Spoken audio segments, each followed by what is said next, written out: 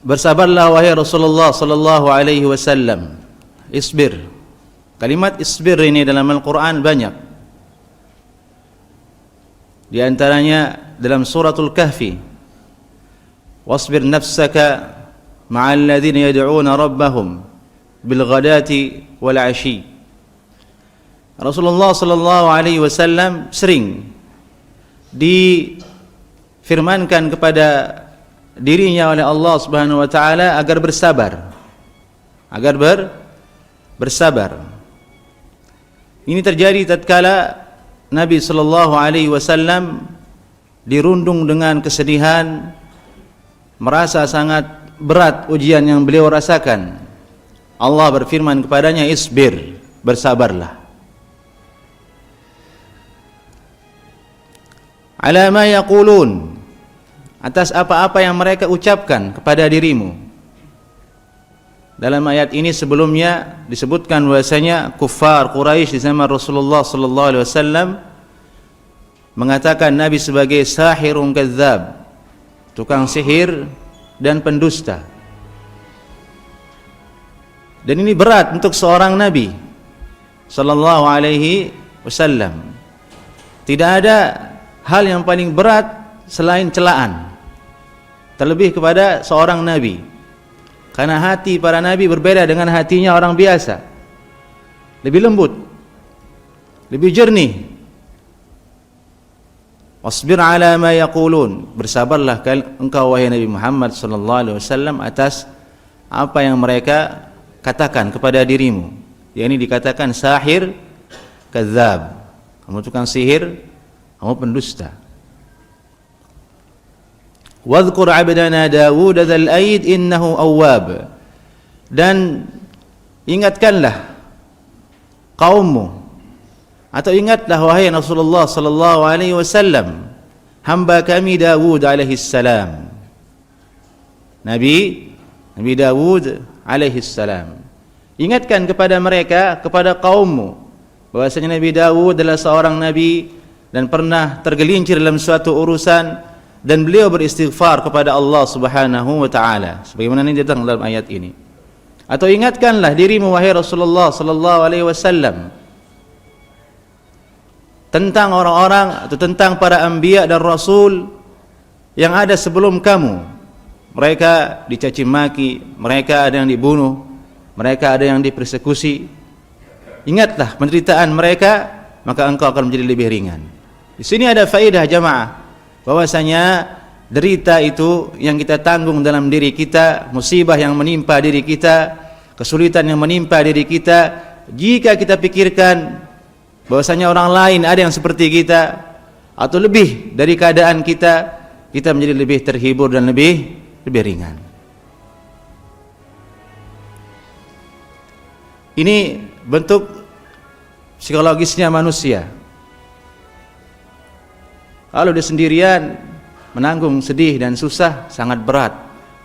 Tapi kalau ada orang lain yang semisal dengan dia, wah kita sama-sama nih, biasanya lebih ringan. Ini metode uslub dalam Al-Quranul Karim dan cara Allah Subhanahu wa taala menghibur nabinya sallallahu alaihi wasallam. Diingatkan kepada nabinya agar ingat terhadap nabi-nabi sebelum dirimu. Wasbir kama sabar ulul azmi minar rusul. Wahai Rasulullah, bersabarlah engkau sebagaimana sabarnya nabi-nabi ulul azmi yang terdahulu sebelum dirimu.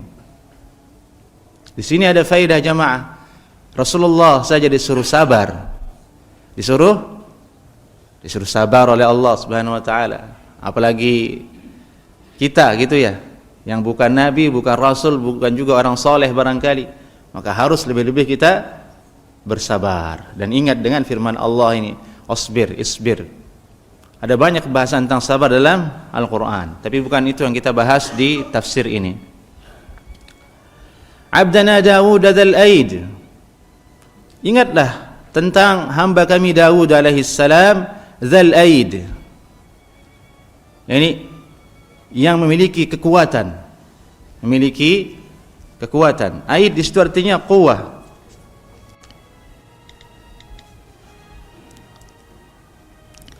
Al-quwwatu wal-batash. Nabi Daud memiliki kekuatan fisik maupun batin, dan ini ada dalam setiap para nabi dan rasul alaihimus salatu wassalam. Pada dasarnya semua nabi dan rasul itu sehat fisiknya, menarik wajahnya, tidak jelek. Ini menurut ulama, disebut oleh para ulama, tidak ada nabi yang jelek. Semuanya rata-rata di atas standar ganteng lah begitu. Tujuannya supaya tidak ada celaan dari kaum terhadap fisik nabi tersebut. Dari itu enggak ada cerita kaumnya itu menjelek-jelekan nabi dari segi fisiknya, karena mereka semua ganteng begitu. Dan kuat. Ini keutamaan Nabi Daud alaihissalam, beliau kuat batin dan zahir.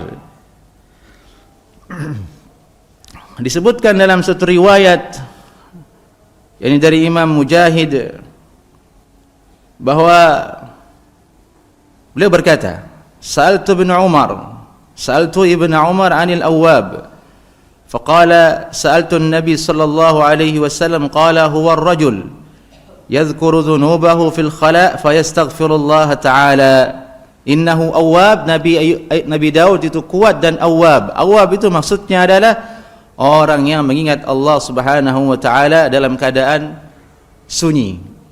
Orang yang ingat dosanya ketika bersendiri dan istighfar kepada Allah Subhanahu wa taala. Itu arti awwab. yakni orang yang taubat kembali kepada Allah Subhanahu wa taala. Adapun tentang kekuatan Nabi Daud alaihi salam, datang dalam Sahih Bukhari dan Muslim, Nabi sallallahu alaihi wasallam bersabda, "Ahabbus salati ila Allah salatu Daud." Salat yang paling Allah sukai adalah salatnya Nabi Daud alaihi salam. "Wa ahabbus siyami ila Allah siyamu Daud." Dan puasa yang paling Allah sukai adalah puasanya Nabi Daud alaihi salam. Bagaimana salatnya Nabi Daud? Kana yanamu nisful lail. Beliau tidur setengah malam.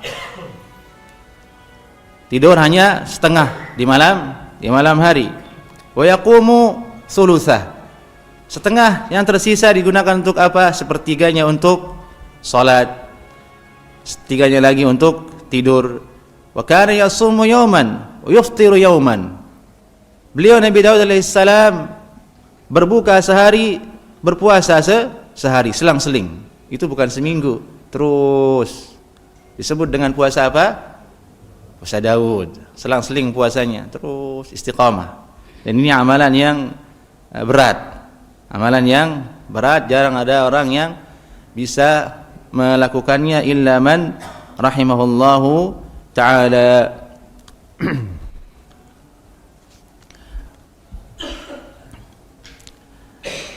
Dua sifat Nabi Daud ini disebutkan oleh Allah sebagai pelajaran untuk kita. Kita harus sehat, kita harus kuat. Dan dalam hal ini Nabi bersabda, "Al-mu'minul qawi ahabbu ila Allah minal mu'minid dha'if." Mukmin yang kuat itu lebih disukai oleh Allah Subhanahu wa taala daripada mukmin yang lemah. Wa fi kullin khair, tapi dalam dua keadaan ini ada masing-masing kebaikannya. Tapi yang didahulukan adalah kuat. Kuat artinya sehat. Tidak mungkin orang kuat kalau tidak sehat. Dan Islam memiliki mabda' tersebut. Mabda' artinya manhaj atau dasar pikiran atau dasar kaidah.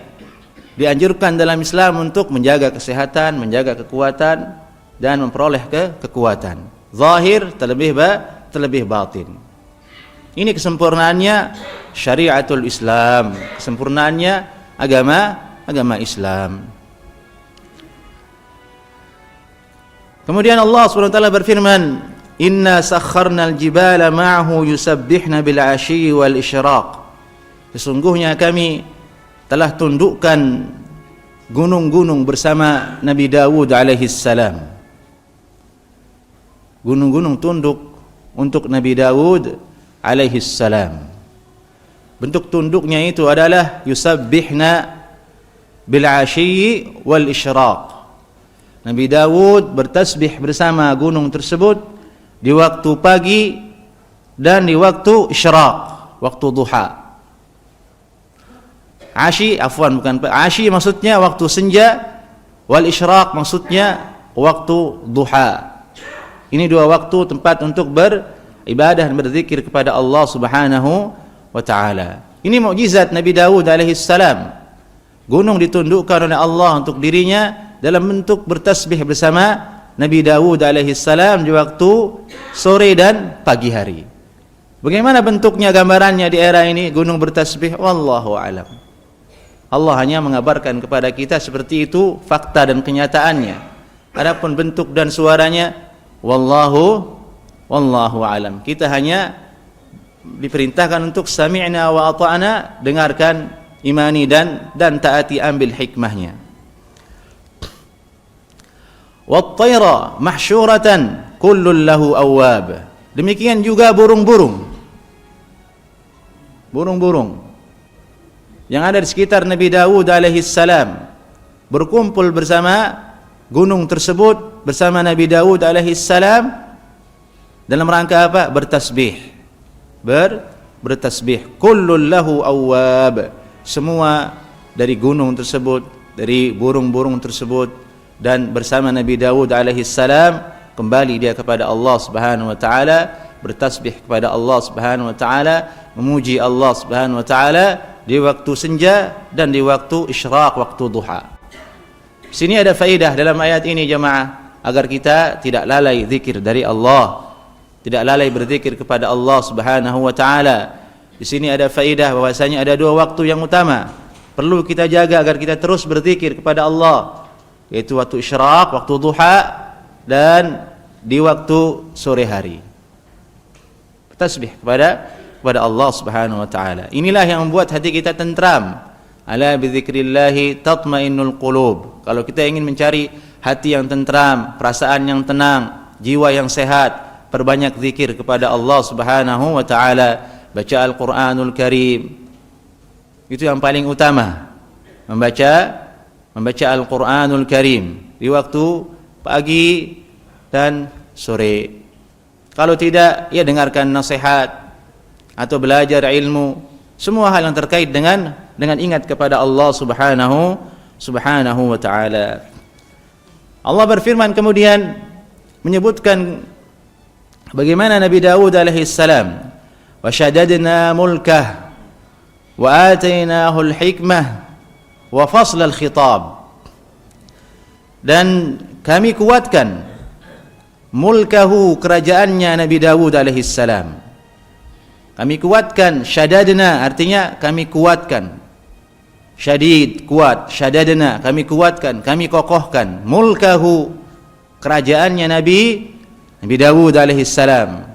Artinya Nabi Dawud itu punya kerajaan. Yang punya kerajaan siapa berarti? Seorang raja. Beliau raja dan nabi. Raja dan nabi, dan putranya pun raja dan nabi. Dan orang paling kaya Sulaiman alaihi salam. Nabi Dawud punya putra nanti siapa namanya? Nabi Sulaiman alaihi salam, yang kekuasaan dan kerajaannya lebih luas daripada bapaknya Nabi Dawud alaihi salam. Keturunan para nabi. Dan sesungguhnya para anbiya lah yang mengatur peradaban manusia sejak dulu. Mereka lah yang mengatur dan mengajak manusia kepada hal-hal yang positif. Ada seorang nabi disebutkan bahwasanya besi, alanna lahul hadid. Nabi Dawud juga alanna lahul hadid. Ini besi itu lemas, tunduk kepada Nabi Dawud. Itu menunjukkan peradaban telah ada sejak dulu manusia. Tapi yang muncul di setiap peradaban adalah paling utama para anbiya. Rasulullah SAW muncul di akhir zaman. Peradaban manusia di akhir zaman itu membaca, literasi, turun Al-Quranul Karim, tidak bisa ditandingi. Tidak bisa ditandingi. Muncul sabda-sabda kefasihan Nabi sallallahu alaihi wasallam. Sabda-sabda yang menceritakan tentang masa depan sesuai dengan keadaan waktu dan zaman. Dari itu setiap kaum yang memiliki nabi sebelumnya bagus peradabannya. Yahudi, Nasrani bagus peradabannya, bagus kemanusiaannya walaupun dia kafir. Berbeda dengan orang-orang yang tidak punya nabi, tidak turun kitab kepada mereka, seperti orang-orang musyrik agama Sinto atau yang lainnya, Hindu, enggak punya nabi, kitabnya dari buat sendiri, peradabannya na'udzubillahi min dzalik. Bakar mayat, makan babi, nyembelih tidak sehat, berzina, menghalalkan semua cara, lebih sadis daripada orang-orang yang ahli kitab. Jadi itu dibedakan dalam agama, ini ahli kitab, ini bukan ahli kitab. Karena ahli kitab punya peradaban, punya peradaban dari nabi-nabi sebelum mereka.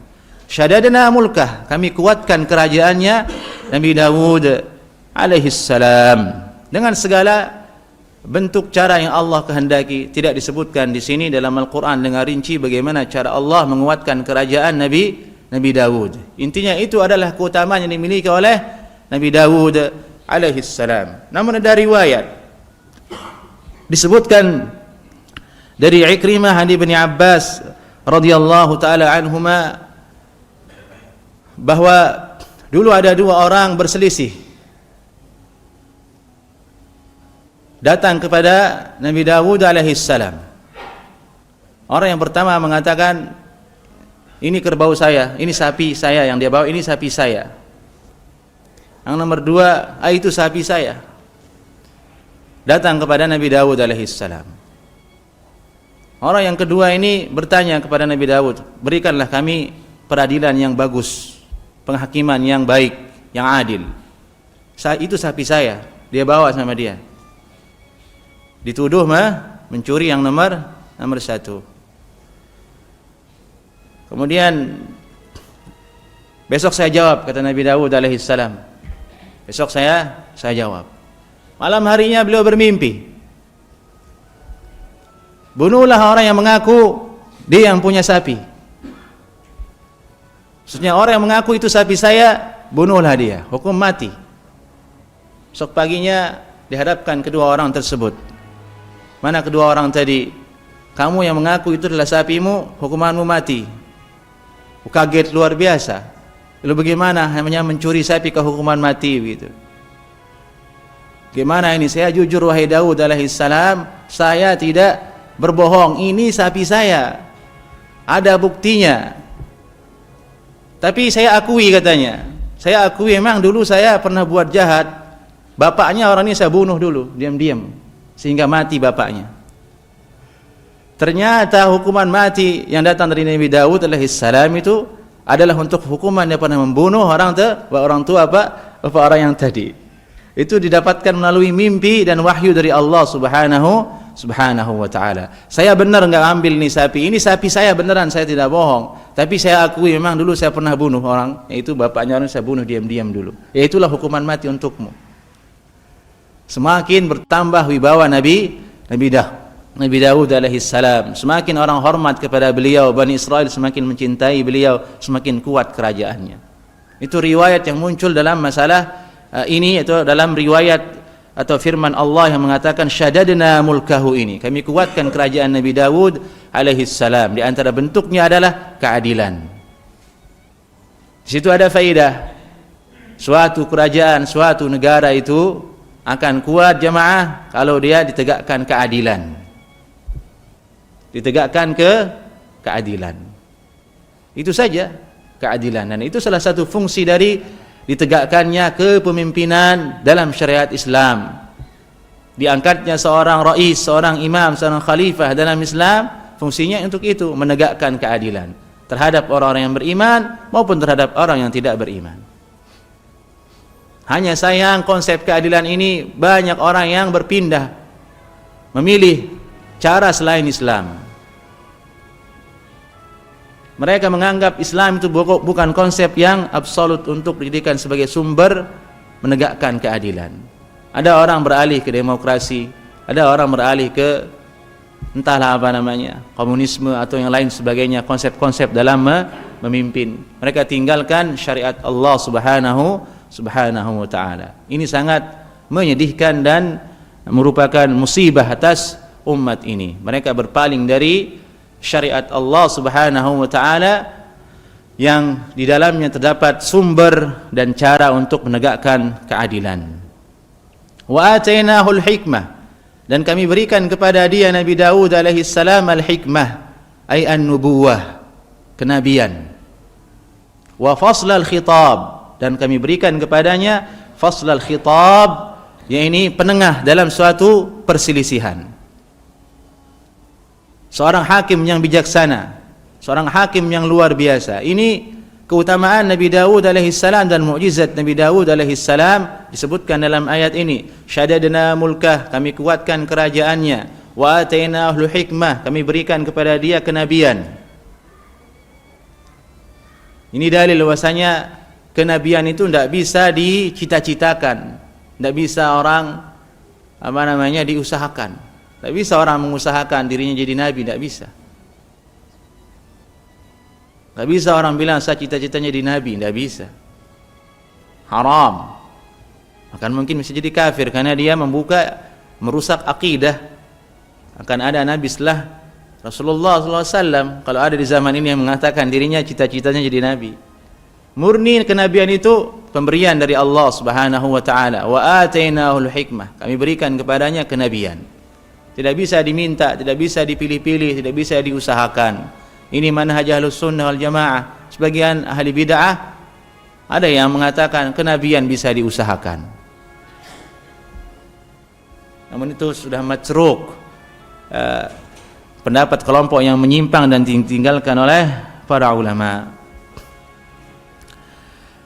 Kemudian Allah Subhanahu wa taala setelah menceritakan bagaimana mukjizat dan keutamaan Nabi Daud alaihi salam tadi. Nabi Daud ditundukkan gunung dan burung bertasbih bersama beliau, kemudian memiliki kerajaan, kemudian diberi kenabian, kemudian diberikan kekuatan atau keahlian dalam menghukumi suatu perkara, menjadi hakim yang sangat adil di zamannya.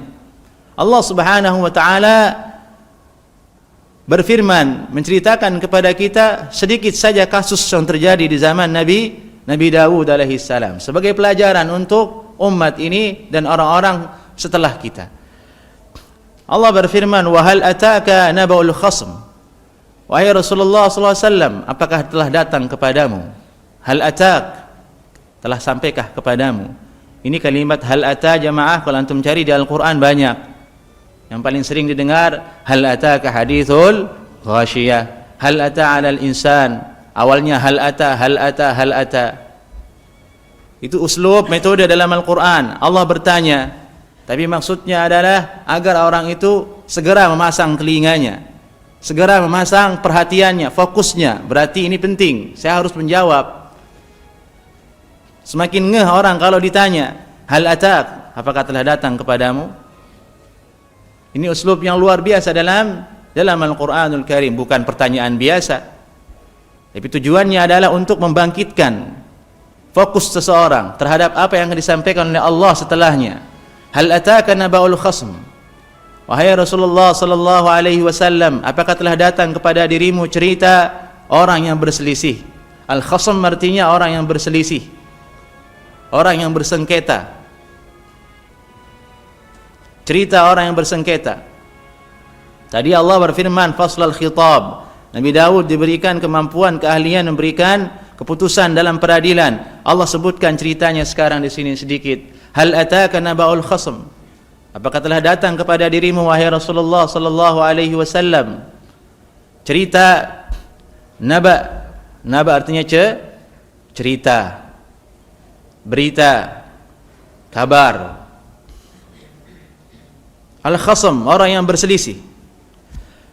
Bagaimana keadaannya? Idh tasawwarul mihrab, ketika mereka tasawwaru artinya melompati pagar pembatas dari mihrabnya Nabi Daud alaihi salam. Ada dua kalimat, tasawwaru al-mihrab. Mihrab artinya bahasa sekarang yang depan ini mihrab, tapi maksudnya tempat ibadah seseorang pribadi beribadahnya sendiri, disebut mihrab. Yang punya mihrab di Al-Quran siapa selain Nabi Daud? Maryam binti Imran. Maryam binti Imran. Tasawwaru, melompati pagar. Ini kita sedikit berimajinasi seperti apa sih bentuknya zaman dulu begitu. Ada mihrab, punya pelindung, punya pagar, punya tembok, dilompati sama orang datang tiba-tiba tanpa izin, tanpa masuk melalui pintu yang seharusnya telah dibuat. Tasawwarul mihrab. Ini keadaan orang yang masuk kepada Nabi Dawud alaihi salam. Idh dakhalu ala Dawud fafazi'a minhum. Ketika mereka menerobos masuk ke dalam mihrab Nabi Dawud alaihi salam, fafazi'a minhum, Nabi Dawud kaget. Ini manusiawi. Pintu sudah ditutup, mihrab ada temboknya. Dia seorang raja, punya penjaga, punya ajudan. Tiba-tiba ada orang bisa tembus ke tempatnya. Kagetlah beliau. Fazi'a minhum. Kaget Nabi Dawud alaihi salam. Ini menunjukkan bahwasanya Nabi itu manusia biasa semuanya, dari Nabi Adam alaihi salam sampai ke Rasulullah sallallahu alaihi wasallam. Nabi bisa kaget, tapi orang sekarang ngakunya kebal senjata begitu. Tusuk-tusuk pakai pedang. Dia ingin lebih daripada anbiya begitu. Dia dinamakan atas nama Islam seperti itu. Dia tes ini tembak pakai senapan angin. Untungnya yang ngetes dia itu gurunya sendiri gitu ya. Itulah curangnya mereka tukang sihir ini. Sebagaimana yang dilakukan oleh sebagian kelompok yang ada di Indonesia, ya kita tahu bersama, andalannya adalah ilmu kebal. Ilmu kebal. Nabi saja kaget begitu, bisa kaget gitu ya. Dia ingin jadi manusia super, mustahil. Mustahil. Hanya banyak orang awam tertipu daya karena atas nama agama dan din. Enggak apa-apa, ini agama, ada bacaannya di Al-Qur'an. Amalkan ini, kasihan orang awam. Dibius oleh rayuan tersebut. Masuk kepalanya, wah saya ini paling kuat pokoknya. Dites, pedang bengkok, senapan angin enggak mempan. Nah iyalah orang gurunya yang tes. Gurunya sendiri. Di mana gurunya bersekongkol dengan jin. Coba sini saya yang tes, bismillah. Robek itu perut insyaallah taala. Ini faedah dari fafazi'a minhum. Nabi Dawud kaget. Terperanjat, kok bisa tembus sini orang ke tempat saya? Mihrab saya yang sudah ada temboknya, sudah ada penjaganya, tembus ke saya. Qalu la takhaf. Sudah masuk dengan tanpa izin dan menerobos. Dia dulu yang ngomong berbicara, dua orang ini, la takhaf, jangan takut wahai Nabi Dawud alaihi salam. Ini kelewatan songongnya ini. Dia yang duluan berbicara, la takhaf, jangan takut, tenang. Dia ingin menceritakan kami ini bukan orang jahat. Kami ini bukan orang jahat. Di sini ada akhlak dan adab sebenarnya. Ini memperkenalkan diri kepada orang, memperjelas identitas kita kepada orang, supaya tidak mengundang fitnah. Tidak boleh kita marah kepada pos satpam, mana KTP-nya? Ya, diserahkan, wajar dia tahu. Demi keamanan. Itu contoh kecil begitu ya, diperiksa, sabar, santai. Itu memang prosedur yang halal dalam Islam dan merupakan adab. La takhaf, jangan takut. Ini khasman, bagha ba'duna ala ba'd. Kami ini dua orang berselisih, berseteru. Bagha ba'duna ala ba'd. Satu di antara kami saling menjahati. Kami datang ke sini untuk minta keadilan. Hukumi kami, berikan kami jalan keluar. Fahkum bainana bil haq. Hukumi kasus kami dengan cara yang hak. Hak sesuai dengan Al-Qur'an, sesuai dengan petunjuk Allah Subhanahu wa taala. Wala tushtita. Jangan lampaui keadilan. Syatat artinya syatata, la tushtit. Jangan lampaui keadilan. Yang benar, yang lempeng. Jangan mencele-mencele, tegas. Wahdina ila sawa'is sirat, tunjukkan kepada kami jalan yang lurus. Sudah datang ngomong duluan, ngajarin lagi. Yang dia ngajarin Nabi Daud, dia bilang ke Nabi Daud alaihissalam, kami ini dua orang berselisih. Hukumi kami dengan adil ya. Jangan mencelik-mencelik, tunjukkan kami jalan keluar. Awal songongnya luar biasa udah ini, nggak punya adab. Tapi di situ ada hikmah. Allah ceritakan sebagai hikmah, sebagai pelajaran. Jangan lakukan hal seperti itu. Kedua, sebaliknya, sikap Nabi Dawud alaihissalam sangat menarik. Beliau tidak marah, tidak tersinggung. Sehingga Syekh As-Sa'di rahimahullah ta'ala dalam tafsirnya, di antara hikmah yang beliau petik dari cerita ini adalah anjuran seseorang itu agar selalu bisa menjaga stabilitas emosinya dalam setiap keadaan. Nabi Daud alaihissalam tidak tersinggung, tidak marah, tidak respon yang negatif terhadap sikap orang ini. Datang tiba-tiba menerobos, berbicara nggak sopan, mendikte lagi, sementara dia raja, orang mulia, terpandang, nabi. Dia diam, stabil emosinya. Ini yang wajib kita miliki jamaah sebagai kepala rumah tangga, sebagai pemimpin perusahaan, yang punya perusahaan, yang punya keluarga, laki-laki harus punya ini, stabil emosi kita. Nggak boleh baper. Kalau antum baper, nggak akan keluar hukum yang adil kepada keluarga dan anak-anak antum, nggak akan keluar. Jadi itu dalam Islam ada aturannya. Seorang qadhi dan hakim itu nggak boleh dia menghakimi ketika lapar. Kalau lapar nanti nggak adil hukuman yang dia berikan. Jangan-jangan karena lapar dia berhukum seperti itu. Nggak boleh dia berhukum dengan cara lagi emosi, lagi marah, lagi marahan sama istrinya di rumah. Bagaimana Pak Ustadz ini? Dia juga lagi masalah. Bagaimana mau membuat keadilan kepada orang lain? Harus stabil.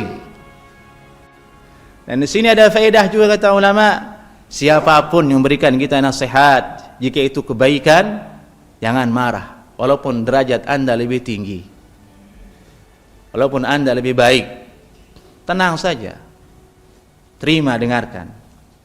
Di sini ada faedah hikmah dari firman Allah. Seseorang qadhi, seorang hakim yang menjadi pemimpin itu harus punya hal ini, mengetahui kebenaran, berhukum dengan adil.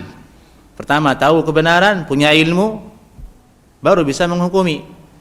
Kedua, dia harus tegas, wala tushtid, jangan lampaui keadilan, jangan enggak jelas, mencele-mencele. Ini kata A dia ikuti, itu kata B dia ikuti. Lah ada pemimpin bagaimana kayak gitu? Hancur itu RT. Apalagi negara begitu kan? Nggak akan jalan. Kemudian ketiga, wahdina ila sawa'is sirat, tunjukkan kepada kami jalan yang lurus. Ini jalan keluar. Setiap masalah harus ada jalan keluar, harus ada pilihannya. Emergensi lah begitu. Pesawat kan, kalau kita naik pesawat pasti ada pintu emergensinya. Ini dia jalan keluar dari hal yang darurat. Keluarga, perusahaan, semua hal, bahkan hidup kita harus punya hal itu, emergensi. Harus punya pintu seperti itu kita, agar kita selamat. Wahdina ila sawa'is sirat. Apa kasusnya? Dia berbicara, orang ini yang tadi datang ke Nabi Dawud dengan tiba-tiba berkata jangan takut, dia lanjutkan, inna hadza akhi lahu tis'un wa tis'una na'jah.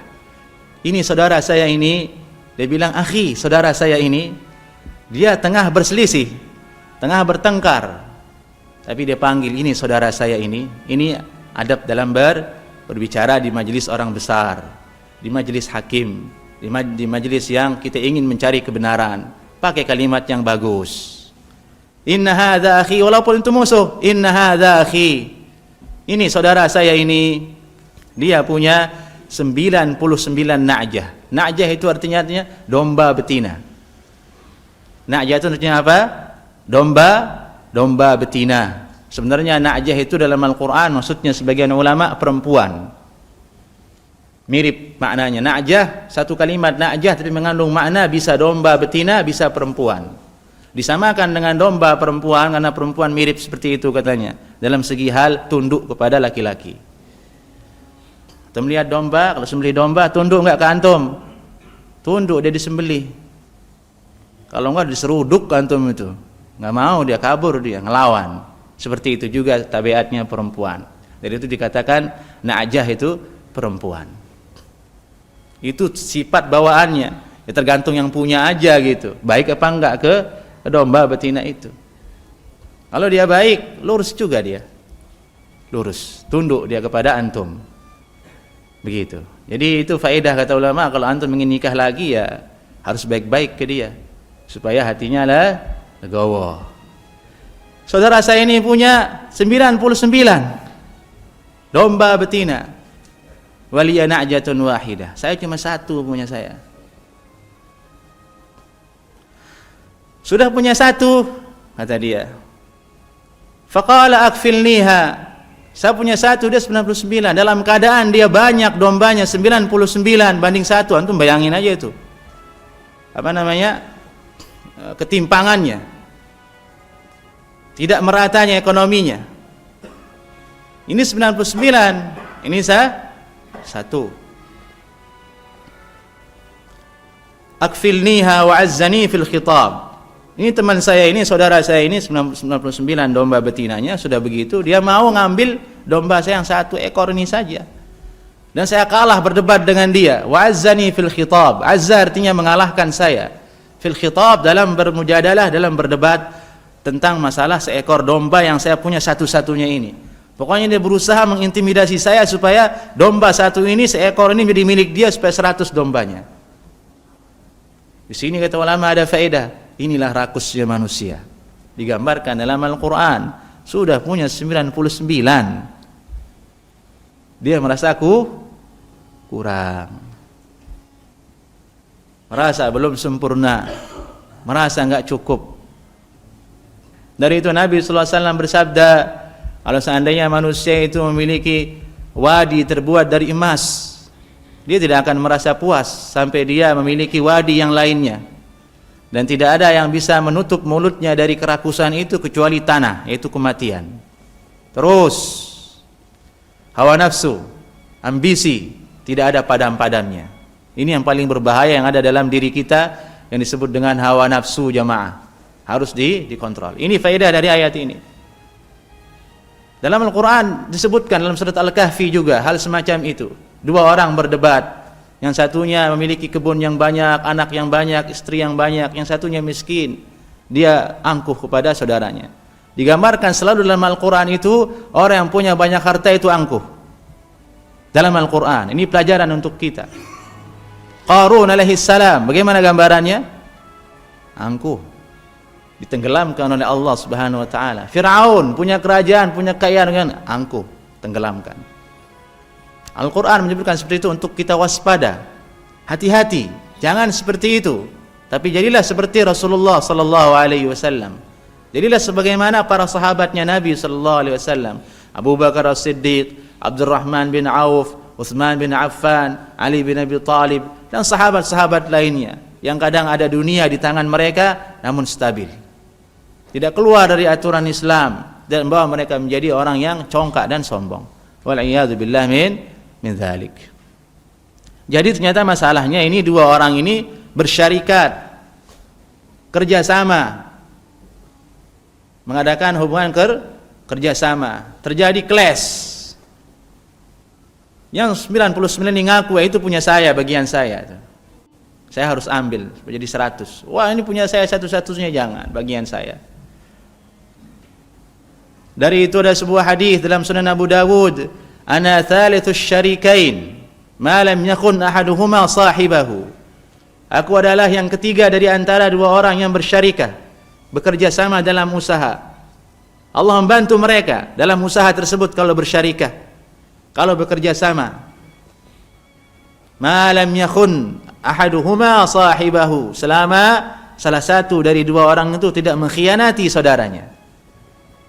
Kalau dia khianati saudaranya, Allah keluar dari persyarikatan tersebut. Allah tidak akan menolongnya.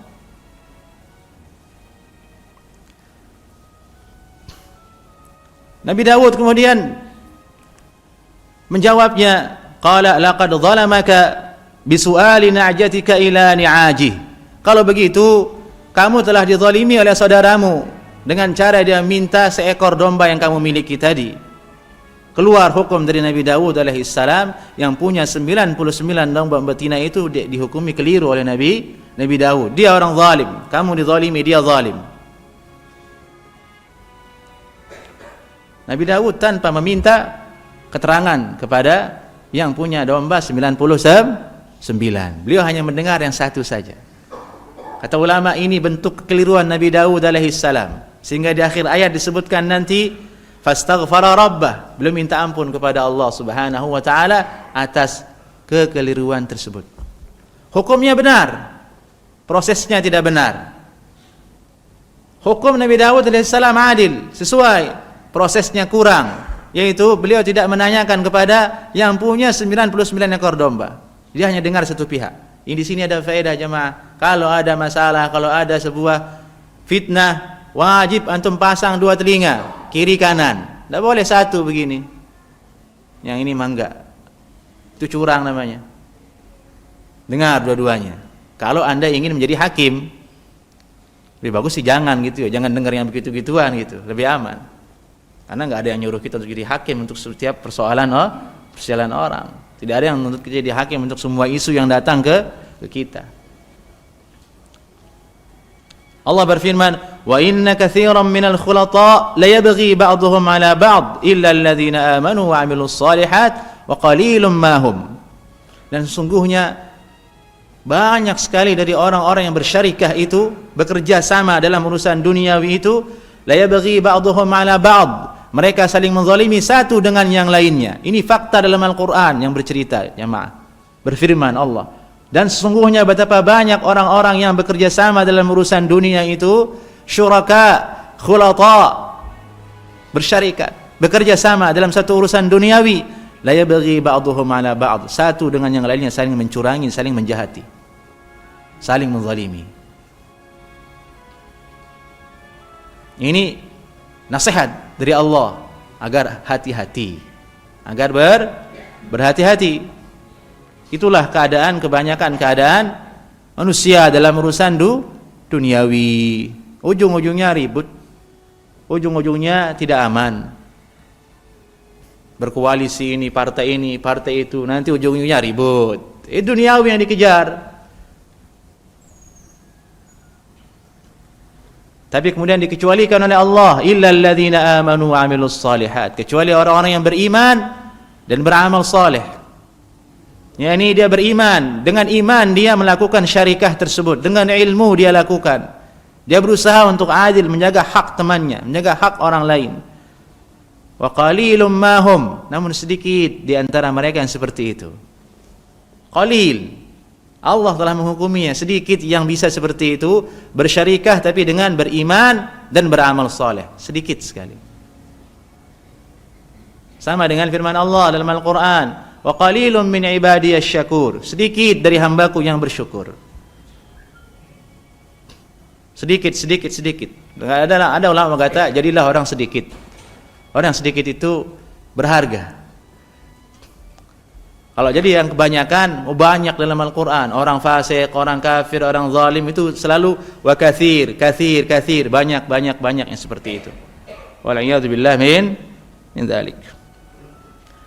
Wa dhanna Dawudu annama fatannah fastaghfara rabbahu wa kharra raki'an wa anab. Nabi Daud alaihi salam menyangka bahwasanya peristiwa datangnya kedua orang tadi ke dalam mihrabnya dengan tiba-tiba tanpa izin menerobos, beliau anggap sebagai sebuah fitnah dari Allah Subhanahu wa taala, ujian dari Allah Subhanahu wa taala. Namun ternyata itu bukan fitnah dari Allah Subhanahu wa taala, bukan bala, bukan bencana dari Allah untuk Nabi Daud untuk menghukum dia, bukan. Kata ulama tafsir, maksudnya ayat ini adalah menjelaskan, meluruskan sangkaan Nabi Daud yang tadi awalnya ketika kaget dia menyangka bahwasanya dua orang ini ingin menjahati beliau, ingin berbuat zalim kepada beliau. Allah terangkan itu bukan kezaliman untukmu, tapi sebagai sebuah pelajaran. Diluruskan. Oleh karena sangka itulah kemudian Nabi Daud alaihi salam beristighfar. Ini salah satu wajah atau bentuk tafsir dari firman Allah, wa dhanna Dawudu fatannah fastaghfara rabbah. Di situ ada tafsir yang lain yang mengatakan apa bentuk kesalahan Nabi Daud. Tadi muncul, sudah kita sebutkan tadi, bentuk kesalahannya adalah beliau hanya mendengar satu pihak. Hukumnya benar, proses hukumnya kurang tepat. Dia hanya dengar satu pihak, yang lainnya enggak didengar. Ini satu tafsir dari ulama. Banyak dikuatkan oleh ulama tafsir. Yang satunya mengatakan sebabnya Nabi Daud istighfar di akhir ayat ini dan taubat kepada Allah adalah karena sangkaannya saja. Beliau menyangka bahwasanya yang datang itu adalah orang yang ingin berbuat zalim terhadap dirinya, ingin membunuhnya atau ingin berbuat jahat dan makar kepada kerajaannya. Ternyata tidak. Dia datang baik-baik ingin meminta keadilan kepada Nabi Daud alaihi salam. Ini dikuatkan oleh Syekh Abdul Rahman As-Sa'di dalam tafsirnya. Ada yang lain mengatakan di situ Nabi Daud istighfar di akhir ayat ini disebutkan karena dia suka sama istri penjaganya. Istri prajurit yang menjaga-jaga dia. Ini tafsir dari orang Yahudi. Orang Yahudi selalu menggambarkan para anbiya itu dengan sifat yang tidak layak. Nabi Daud dia tuduh seperti itu. Itu Nabi Daud istighfar, katanya dia senang sama istri penjaganya. Kemudian dia buat makar supaya gimana caranya penjaga itu menceraikan istrinya dan dinikahi oleh Nabi Daud alaihissalam. A'udzubillahi min dzalik. Tuduhan yang sangat keji terhadap seorang nabi. Dan itu cara sifatnya orang Yahudi, selalu mencela para anbiya, selalu menyudutkan para anbiya yang ada di zaman mereka. Nabi Daud, Nabi Sulaiman, dia jahati, dia musuhi. Ada yang dia bunuh. Rasulullah mau dibunuh juga kan. Tapi Allah menjaganya. Dan itu sampai sekarang masih seperti itu tabiatnya orang-orang Yahudi.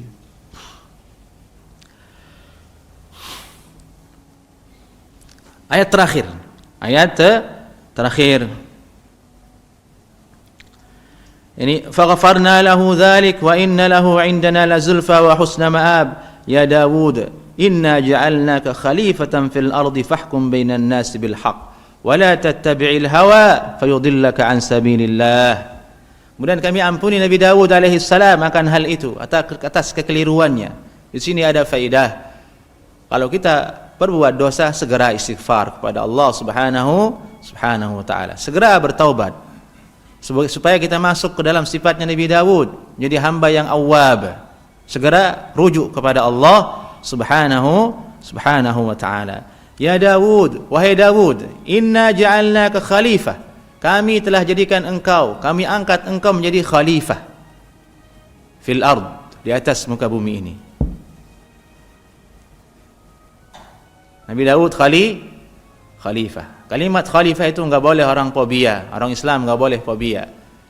Itu ada dalam Al-Qur'anul Karim. Ada dalam Al-Qur'an. Kalau setiap kalimat khalifah dianggap HTI, ya Al-Qur'an HTI berarti. Nabi Daud HTI berarti. Tentu itu tidak benar. Tidak benar. Ya Daud, inna ja'alnaka khalifatan fil ard. Wahai Daud, ini keutamaan Nabi Daud setelah tadi di awal disebutkan, beliau orang kuat ibadah, punya kerajaan, menjadi hakim yang sangat mulia. Di antaranya adalah beliau khalifah fil ard. Orang yang mengatur urusan dunia dan mengatur urusan akhirat. Di zamannya, zaman Nabi Daud alaihi salam. Dari itu muncul raja setelah beliau, putranya Sulaiman yang mengatur bumi dulunya. Entah mungkin bagaimana, ada enggak bekas-bekas sejarahnya, wallahu alam, tidak disebutkan oleh ulama. Intinya ini keterangan dari Al-Qur'an. Apa tugas seorang khalifah, pemimpin itu? Fahkum bainan nasi bil haqq. Maka wahai Daud, engkau adalah khalifah, mengatur politik manusia, mengatur siasah dalam agama, siasah dalam urusan duniawi. Yang harus engkau lakukan adalah fahkum bil haqq. Fahkum bainan nasi bil haqq. Berikanlah hukum di antara manusia dengan cara yang benar. Dengan cara yang benar. Di sini ada faedah, mestinya, idealnya seorang pemimpin itu adalah yang seperti Nabi Daud alaihi salam. Kuat fisiknya, bagus jiwanya, takut kepada Allah Subhanahu wa taala, kaya sehingga enggak rakus dengan harta orang lain. Bagaimana jadinya kalau orang tidak kaya jadi pemimpin? Dia akan rakus dengan harta. Itulah fakta yang kita lihat sekarang, kita pertontonkan. Orang ingin jadi pemimpin itu bukan ingin mengatur manusia, tapi untuk apa? Ingin mencari, membalikkan modalnya jadi usaha. Dari itu sering muncul kasus ada orang gila setelah pemilihan bupati atau gubernur, gila, hutangnya banyak buat pemilu. A'udzubillah min dzalik, artinya dicari harta. Nabi Daud apa yang beliau cari? Enggak ada. Allah berikan kepada dia kerajaan. Sudah kaya duluan. Tugasnya cukup satu, fahkum bainan nas bil haq. Beri hukum kepada manusia dengan cara yang hak. Kebenaran itu enggak mungkin diraih kecuali dengan ilmu. Artinya pemimpin itu harus berilmu. Berilmu. Kasus manusia itu bukan hanya kasus agama, tapi kasus duniawi. Artinya dia harus tahu ilmu dunia, terlebih ilmu agama. Sangat berat berarti. Idealnya seperti itu dalam Al-Quran. Bainan nas bil haq. Wa la tattabi'il hawa. Jangan ikuti hawa nafsumu dalam berikan keputusan dan hukum. Ini berlaku untuk kita semua. Menjadi suami di rumah tangga kita, atau punya perusahaan yang antum pimpin atau usaha walaupun kecil-kecilan. Ingat-ingat, wala tattabi'il hawa. Jangan ikuti hawa nafsu. Hawa nafsu itu ngoyo karena emosi dia memberikan hukum, karena ingin mencederai orang lain, karena kerakusan, bukan dengan undang-undang, bukan dengan syariat. Ini berbahaya. Ini dalam lingkup terkecil, yaitu rumah tangga kita. Hukumi istri kita, anak antum dengan agama, bukan dengan hawa nafsu. Kalau tidak, fayudillaka an sabilillah, engkau akan tersesat dari jalan Allah Subhanahu wa taala. Ini jamaah tafsir dari surat Shad ayat 17 sampai 26. Semoga ada manfaat dan kebaikan dari tadabbur ini.